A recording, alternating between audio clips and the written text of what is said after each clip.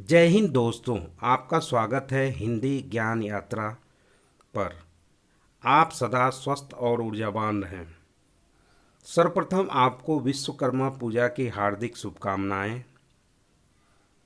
आपके समक्ष पूर्व वर्ष 21 फरवरी 2016 के भाषा वन हिंदी के पेपर वन के 30 प्रश्नों का अभ्यास सेट प्रस्तुत है।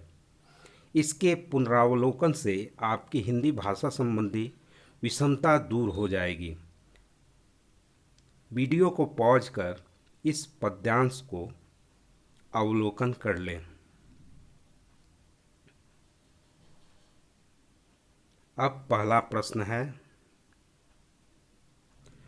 कुछ भी कहा जाता नहीं, ऐसा क्यों?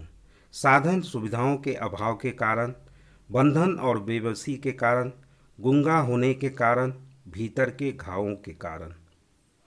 जीवन के कुछ ऐसे मोड़ होते हैं जहां मनुष्य बंधन से जकड़ और बेबस हो जाता है, जिसके प्रतिक्रिया में उससे कुछ भी कहा नहीं जाता।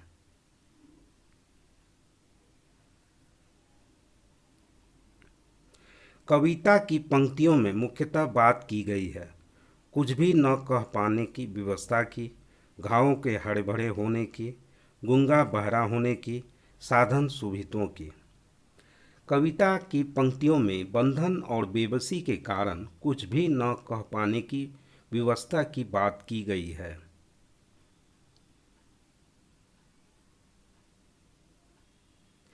रीते शब्द से भाव है अपनेपन का, परायेपन का, खालीपन का, खोखलेपन का। जीवन में उद्देश्य का अभाव होना खालीपन कहलाता है, अतः रीते शब्द का भाव खालीपन होता है।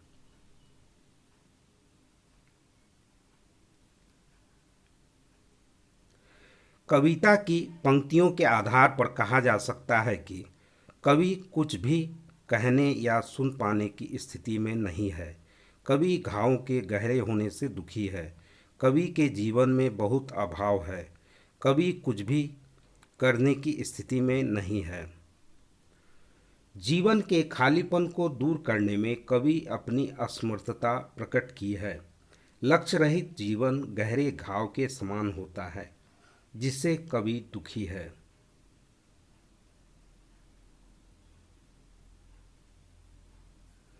ड्योढ़ी का अर्थ है घर, डेहरी, दरवाजा, चौखट।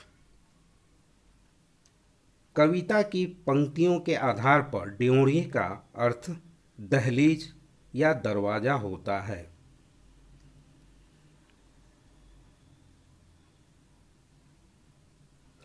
भीतर के घाव से तात्पर्य है शारीरिक क्षति, घर के भीतर की अशांति, हृदय की पीड़ा, अंदरूनी चोट।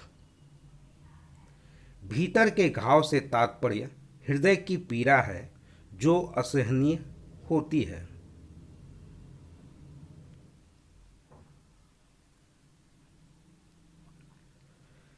भाषा सीखने का उद्देश्य है प्रत्येक स्थिति में भाषा का प्रयोग कर पाना, आदेश निर्देश दे पाना और सुन पाना, दूसरों की बातों को समझ पाना, अपने मन की बात कह पाना। परस्पर विचारों एवं भावों का आदान प्रदान करना भाषा सीखने का मुख्य उद्देश्य होता है, अर्थात प्रत्येक स्थिति में भाषा का प्रयोग कर पाने की कुशलता भाषा सीखने के उपरांत प्राप्त हो पाता है।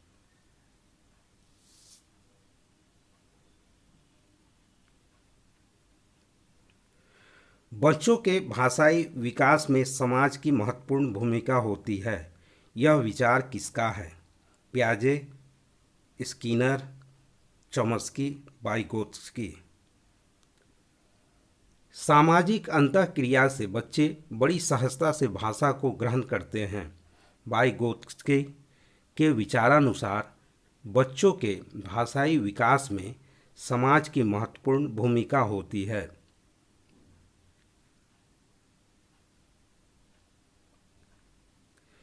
विद्यार्थियों का भाषाई विकास समग्रता से हो सके, इसके लिए सबसे उपयुक्त अनुशंसा होगी शब्दकोश एवं विश्वकोश के प्रयोग की, भाषा प्रयोग के विविध अवसरों की, सतत एवं व्यापक आकलन की, सर्वोत्कृष्ट पाठ्यपुस्तकों की।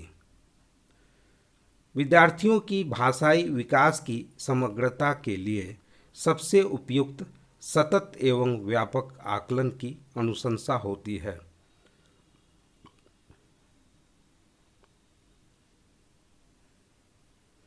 लिखित भाषा का प्रयोग केवल प्रतिवेदन लेखन के लिए किया जाता है, कार्यालयों कार्यों के लिए ही किया जाता है, अपनी अभिव्यक्ति के लिए किया जाता है, केवल साहित्य सृजन के लिए किया जाता है। लिखित भाषा का प्रयोग अपने भावों या विचारों को अभिव्यक्त करने के लिए किया जाता है।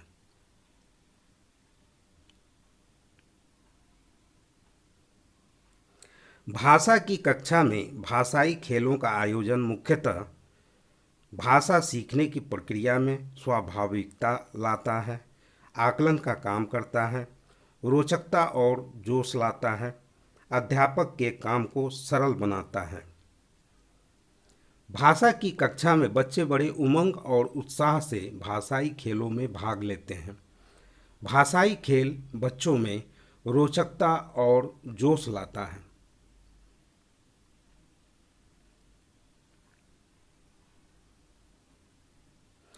कविता कहानियों पर चर्चा करने एवं प्रश्न पूछने का उद्देश्य भाषा की विभिन्न छटाओं का अनुभव कराना है, कल्पनाशीलता का पोषण करना मात्र है, भाषा सीखने का आकलन करना मात्र है, साहित्य के प्रति बच्चों की रुचि जागृत करना है। कविता कहानियों पर बच्चों से चर्चा करने एवं प्रश्न पूछने पर उनमें कल्पना शक्ति का विकास होता है। इसका उद्देश्य कल्पनाशीलता का पोषण करना मात्र है।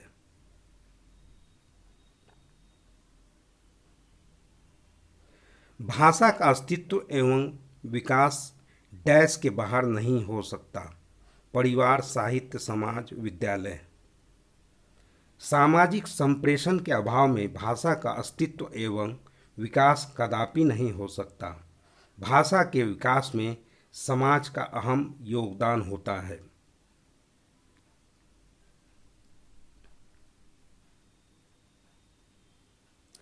किसी समावेशी कक्षा में कौन सा कथन भाषा शिक्षण के सिद्धांतों के अनुकूल है? प्रिंट समृद्ध माहौल भाषा सीखने में मदद करता है। बच्चे अपने अनुभवों के आधार पर भाषा के नियम नहीं बना पाते। भाषा विद्यालय में रहकर अर्जित की जाती है।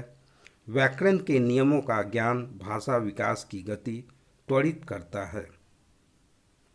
किसी समावेशी कक्षा में बच्चे अपने अनुभवों के आधार पर भाषा के नियम नहीं बना पाते।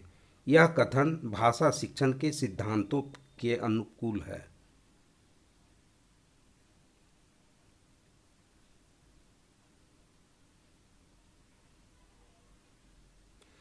प्राथमिक स्तर पर विद्यार्थियों के भाषा शिक्षण के संदर्भ में कौन सा कथन सही है?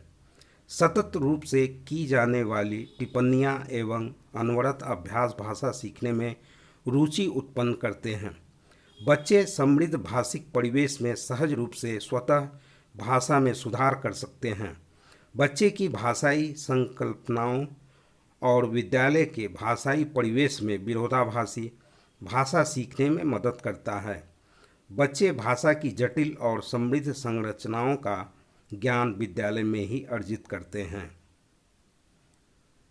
घर और समाज से बच्चे भाषा सीखने की क्षमता और अनुभवों को प्राप्त कर लेते हैं, परंतु भाषा की जटिलता और समृद्ध संरचनाओं का ज्ञान विद्यालय में ही अर्जित करते हैं।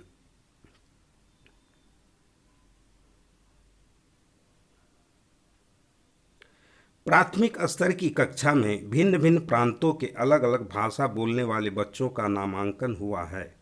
ऐसी स्थिति में भाषा की कक्षा बच्चों के भाषाई विकास के संदर्भ में जटिल चुनौती के रूप में सामने आती है, अवरोध ही प्रस्तुत करती है, बहुत बड़ी समस्या बन जाती है, अनमोल संसाधन के रूप में कार्य करती है। भिन्न भिन्न प्रांतों से आए बच्चों के भिन्न भिन्न भाषाओं के सम्मिश्रण से कक्षा बहुभाषिक हो जाती है। इससे बच्चों को भिन्न भाषाओं का ज्ञान होता है। यह एक अनमोल संसाधन के रूप में कार्य करती है।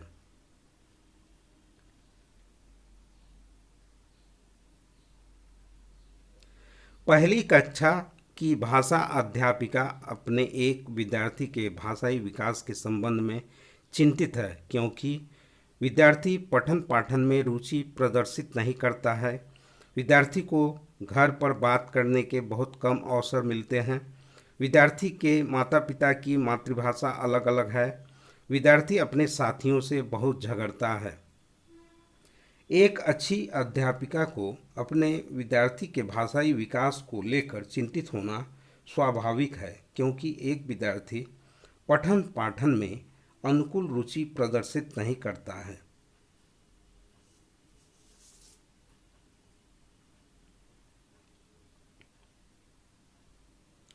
बच्चों के बोलना सीखने के संदर्भ में कौन सा कथन सही है? सभी बच्चों की बोलना सीखने की गति एक समान होती है। बड़े परिवार में बच्चों की बोलना सीखने की गति तेज होती है। निर्धन परिवारों से आए बच्चों की बोलना सीखने की गति धीमी होती है। कहने सुनने के अधिक से अधिक अवसर मिलने पर बच्चे बोलना सरलता से सीखते हैं। कक्षा में बच्चों को बोलना सिखाने हेतु शिक्षक को बातचीत करने के अधिक से अधिक अवसर उपलब्ध कराने होंगे, जिससे बच्चे पूरी स्वतंत्रता के साथ सहजता से अपने विचार परस्पर आदान प्रदान कर सकें।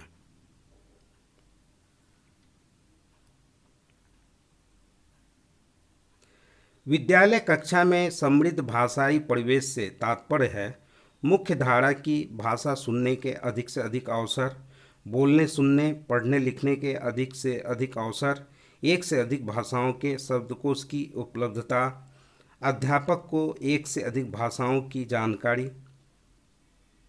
भाषाई परिवेश से समृद्ध कक्षा या विद्यालय में बच्चों को बातचीत और पढ़ने लिखने के अधिकाधिक अवसर प्राप्त होते हैं, जिससे बच्चों में भाषाई विकास सरलता से सफल होता है।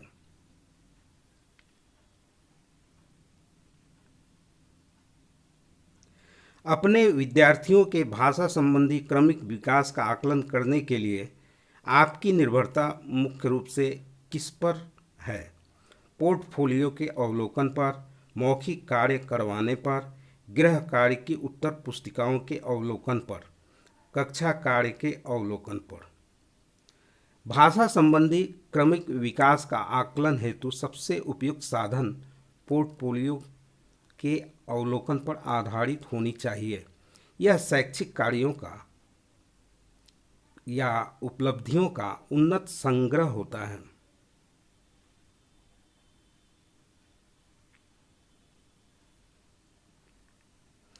आपके विद्यार्थी पाठ में आए नवीन और परिचित शब्दों के अर्थ जान सके, इसके लिए आप पाठ के अंत में दिए गए शब्दार्थ देखने के लिए कहेंगे, शब्दकोश देखना सिखाएंगे, शब्द का अर्थ लिखकर बताएंगे, पाठ के संदर्भ में अर्थ समझने की स्थिति पैदा करेंगे। पाठ में आए नवीन या अपरिचित शब्दों के अर्थ लिखकर ज्ञात कराना सबसे उपयुक्त तरीका होगा।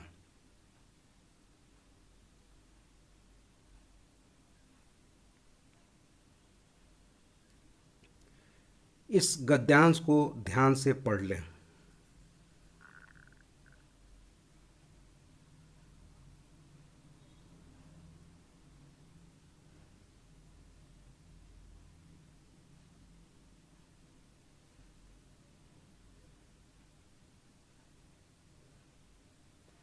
अब चलते हैं प्रश्नों की ओर। मीना और रमेश हैं परस्पर मित्र, भाई बहन, सहपाठी, रिश्तेदार। मीना और रमेश परस्पर भाई बहन हैं।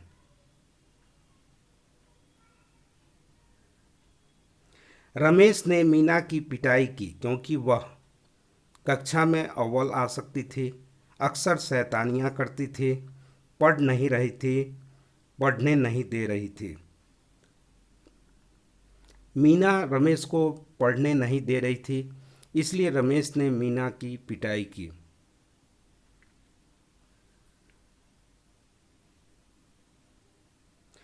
कक्षा में प्रथम आने के लिए आवश्यक है शुरू से नियमित पढ़ाई करना, खेल कूद छोड़ देना, रात दिन पढ़ाई करना, पढ़ाई के दिनों परिश्रम करना।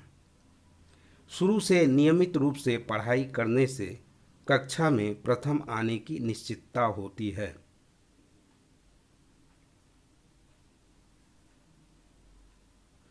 यह भी कोई पढ़ने का समय है?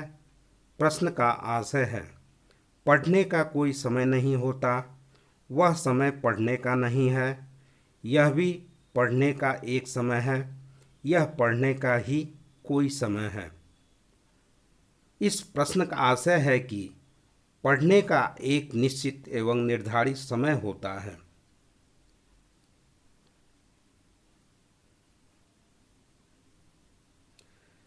निम्न शब्दों में भिन्न शब्द को छांटिए।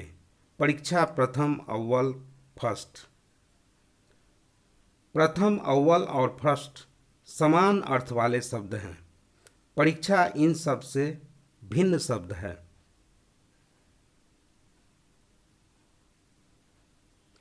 कौन सा विशेषण रमेश के लिए उपयुक्त है? रट्टू तोता, लापरवाह, पढ़ाकू, परिश्रमी। रमेश रटने का आदी है, अतः उसके लिए उपयुक्त विशेषण रट्टू तोता होगा।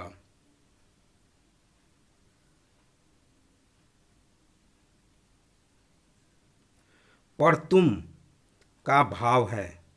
पर तुमने पढ़ना छोड़ दिया, पर तुम पढ़ते ही रहे, पर तुमने ध्यान नहीं दिया, पर तुमने रटना ही सीखा।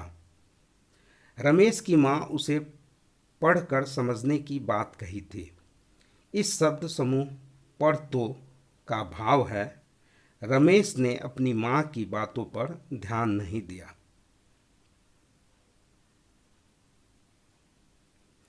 अकबर का जन्म कहाँ हुआ था?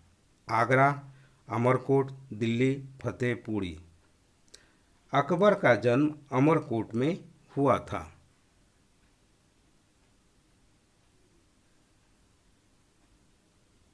बहुत निकट आना के लिए मुहावरा है। अव्वल आना, तोता रटंत, पास आना, सर पर आना। बहुत निकट आना के लिए उचित मुहावरा सर पर आना होगा। आशा है इस वीडियो से आपको हिंदी विषय से संबंधित समस्या दूर हो गई होगी। तो कृपया कमेंट, लाइक, शेयर और सब्सक्राइब कर बेल आइकन को दबा दें ताकि नई वीडियो की नोटिफिकेशन समय से आपको मिल सके। धन्यवाद।